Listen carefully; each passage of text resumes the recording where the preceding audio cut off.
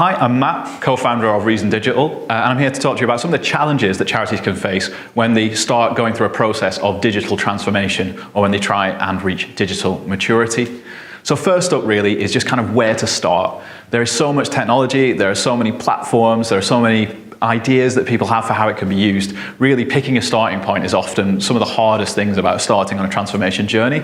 And what I would advise you, if you're feeling that challenge, is actually just to really take it right back to where it begins, which is with your audience. The more that you can find out about your service users and your supporters and how they're using technology and what their needs are, that will really give you the insights you need to focus your attention. Because actually, it's no good just developing something for you because it makes life more convenient for you or because you wish people would use it. People who use digital tools are so fickle because they've got so much choice about what they could be doing. They're only, one or two taps away on their phone from a funny video of a cat falling off a bed or whatever. So if you really want them to use your thing, you have to make sure it's something they really want to use and they really need.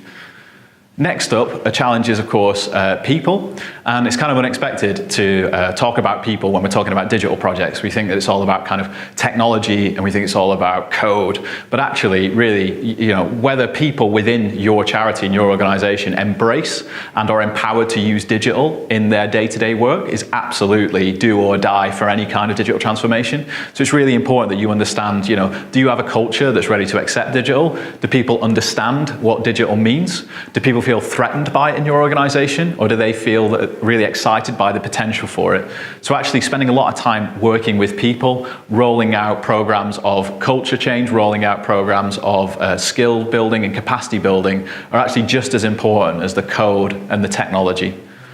The third thing that can be a real challenge around digital transformation is actually funding and understanding where to get the funds from.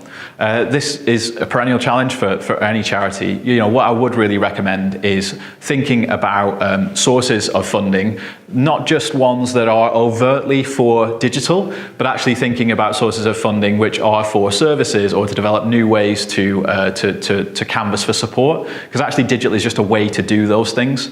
We don't have a department for paper or a department for the telephone in our organization, and soon we won't have a department for digital. So if you break out of that box right away and just think, actually what we're trying to do here is we're trying to have social impact, and the way that we happen to be doing it is with digital, then actually that opens up, the realms of far much more funding.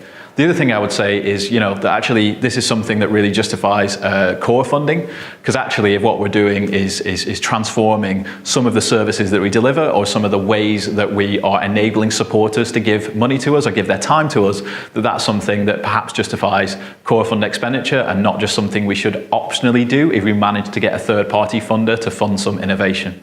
So yeah, those were three quick challenges there for you that some charities are facing with the digital transformation. If you want to find out more on this than just a couple of minutes in this video, then we're actually co-organising a conference with the Directory of Social Change. It's going to be on June the 29th in London. So come along, learn more about it, and I will hopefully see you there. If you want to get some tickets to that, you can use the link that is on screen now.